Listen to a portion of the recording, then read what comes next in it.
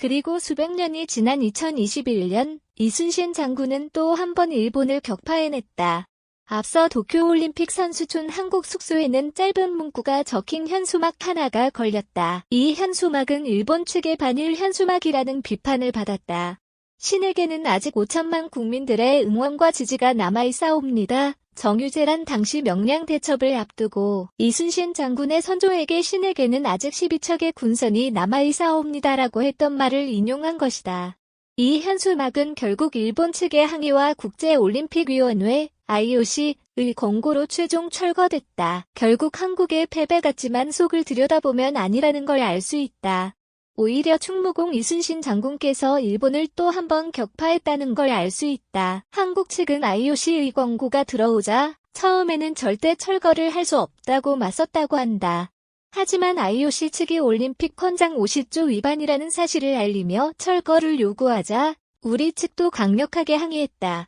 우리도 일본의 우길기, 전범기, 응원을 받아들일 수 없다. 결국 IOC는 현수막을 철거하는 조건으로 일본의 우길기 응원에도 올림픽 헌장 50조를 강력하게 적용하기로 했다. 올림픽 헌장 50조에는 경기장 등 어떤 장소에서건 올림픽 기간 정치적, 종교적, 인종적 선전을 불허한다라고 명시돼 있다.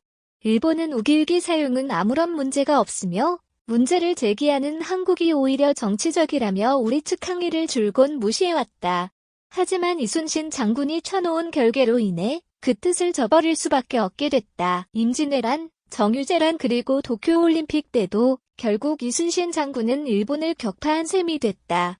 아래는 대한체육회 입장문 전문이다. 대한체육회 입장문 전문, 대한체육회 회장 이기흥는 지난 14일 도쿄올림픽 선수촌 내 대한민국 선수단 숙소에 국가대표 선수들의 선전을 응원하기 위해 이순신 장군의 메시지를 인용한 신에게는 아직 5천만 국민들의 응원과 지지가 남아있사옵니다라는 현수막을 걸은 바 있습니다. 이 응원 문구가 국내외 매체를 통해 보도되면서 16일 금 국가올림픽위원회 IOC 관계자가 대한민국 선수단 사무실을 방문하여 현수막의 철거를 요청하였으며 이어 서신을 통해서도 현수막에 인용된 문구는 전투에 참가하는 장군을 연상할 수 있음에 따라 올림픽 헌장 50조 위반으로 철거해야 함을 전달하였습니다.